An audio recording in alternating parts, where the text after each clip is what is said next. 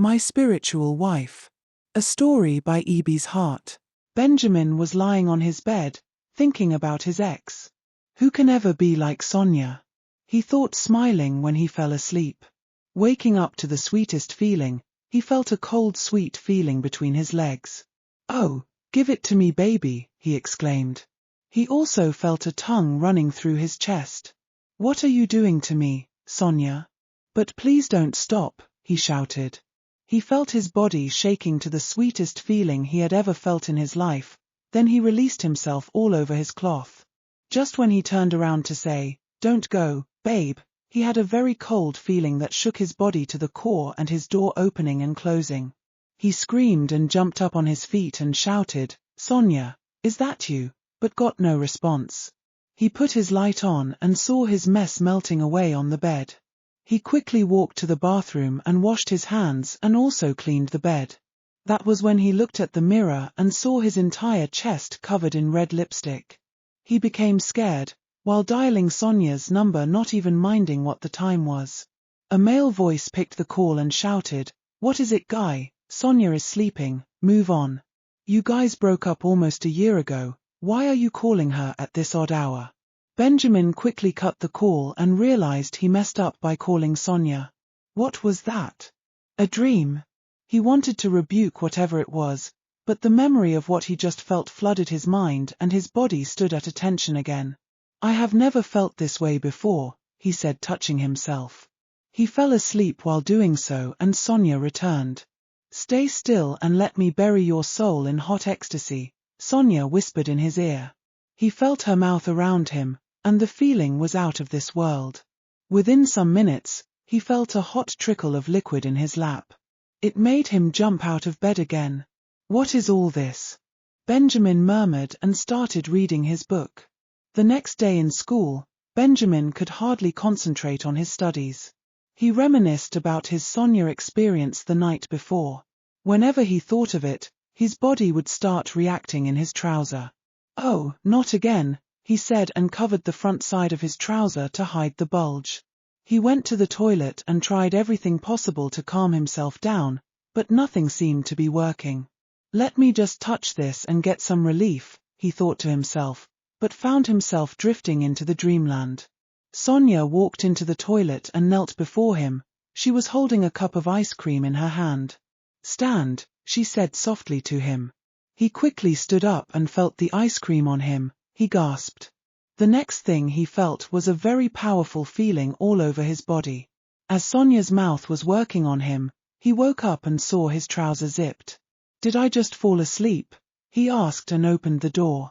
When he came out, he saw some guys looking at him with disgust. "You couldn't wait to go home? Touching yourself in the toilet and screaming so shamelessly," one of the guys said and sighed angrily. Benjamin became worried and embarrassed at the same time. This can't be happening even outside the house, he thought to himself and walked away. "Exam timetable is out," a guy sitting beside him said and nudged his shoulder. He turned and shouted, "Oh boy, how far?" They greeted and shook hands. "I saw your ex Sonia's wedding photo shoot. The babe is getting married," the guy said and laughed at Benjamin mockingly. "Do you know they are traveling out of the country after their wedding? Right now they have left this city," the guy said and laughed again. Benjamin was filled with thought, so if the person that came to seduce me in my room the other night was not Sonia as I thought, then who was it?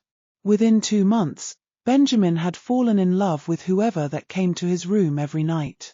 Years later, Benjamin, who had not had a girlfriend in years, had become very successful and well-to-do.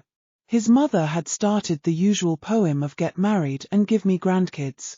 But he had become very comfortable with his imaginary Sonia. He now slept naked, giving Sonia full access to every part of his body. "Don't listen to them," the voice of the assumed Sonia whispered in his ear while he was sitting and talking with his mother. "How can you stay for almost 7 years without a woman? How do you do it? Tell me, because I no longer have savings. I am constantly buying hair, clothes, and other gifts for my babes," George, his friend, asked him, looking suspicious. "What is the secret?"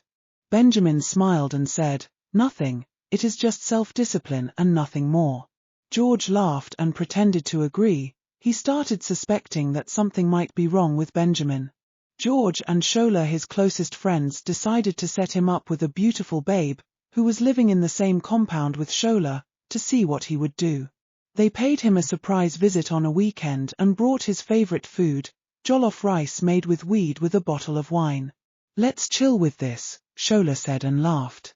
Benjamin was grateful. He ate his jollof rice fast and drank his wine. He was just laughing happily and wasn't fully in control of all he did and said.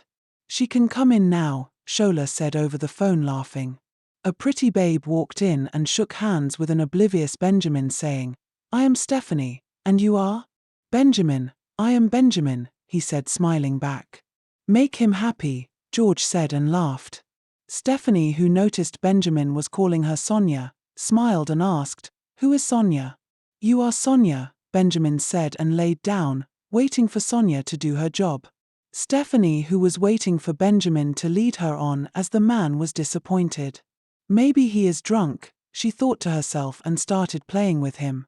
After a while, Stephanie helped herself and continued, while screaming in pleasure. Benjamin was simply lying in one place, singing his best lullaby. After a very few minutes, he breathed like a big elephant. Stephanie was disappointed at his performance but didn't care. After all, she must be paid. The next day, Benjamin woke up at noon, trying so hard to remember what happened the night before, but couldn't. Stephanie, on the other hand, gave his friends positive feedback, and they were surprised his body was actually functioning. However, a few days later, Stephanie had the weirdest dream of her life. In the dream, she was sitting at a beach, when a beautiful girl approached her and slapped her. She wanted to slap her back, but the girl dragged her into the water and tried to drown her. The girl kept shouting, "My name is Sonia, remember me when you wake up." Stephanie would have drowned if her phone did not ring. She woke up gasping for air and coughing out water. "Mom!" She panicked when she saw the caller. "Why are you calling me this late?" Stephanie asked her mother, still coughing. "Are you at home? Are you safe?" "I just saw a dream where you were drowning," her mother said and burst into tears. "Please come home and stay with me," her mother started pleading. "My dream always manifests." "Mom, please, enough," Stephanie said and hung up. That was when she looked at her bed and noticed she was drenched and her phone was soaked in water. She sat and thought, "Who is Sonia?" From that day onward, Stephanie's life became a nightmare. She became so scared of sleeping, because the moment she closed her eyes, Sonia would try to drown her. She didn't have any friend called Sonia, and she didn't remember where she heard the name. Within 2 months, Stephanie was found unresponsive twice, because Sonia almost succeeded in drowning her. She quit her job and moved back home to her mother, who was very happy she was safe. "Who is Sonia?" her mother asked Stephanie, who was looking like a shadow of herself. "Sonia has been trying to kill you." Stephanie broke down and told her mother all that she had passed through in the last 3 months. Her mother prayed and asked again, "Who is Benjamin?" Stephanie looked at her and answered, I don't know those names." "Think deep, we must find Benjamin soon, else you might not survive the next attack," her scared mother said, crying. Meanwhile, Benjamin had lost everything: his job, house, car, even his sanity. He was now a slave to his urge. Sonia took everything she had given him. His office sacked him after finding him twice, taking off his trouser, and acting strangely during working hours and moaning in a very loud voice. They believed he needed psychiatric evaluation. Benjamin, who was trapped and sad at the same time, forgot he was in a bus stop one night and began calling Sonia's name loudly. After a while, an elderly woman approached him and said, "You are in bondage. Ask your friend Shola about Stephanie. Marry her immediately." Those words woke Benjamin up. He quickly called Shola. "Who is Stephanie?" he asked calmly. "Stephanie is my neighbor. She recently traveled because she was sick. Any issue?" Shola asked, surprised. "I need to see her." This was the very first time Benjamin was aware and in control of himself. Shola was also surprised that Stephanie called asking about Benjamin. "So these two have been running something behind our back," Shola said while laughing. From that day, Benjamin's dream changed to nightmare. He was constantly at the beach in his dream trying to drown. He was also told by the old woman that marrying Stephanie would help him fight Sonia, because Stephanie had been able to withstand Sonia's attack on several occasions, which most women would not survive. After some days, Benjamin and Stephanie met. The first night they slept together, none of them had the drowning nightmare. They got married a few months later.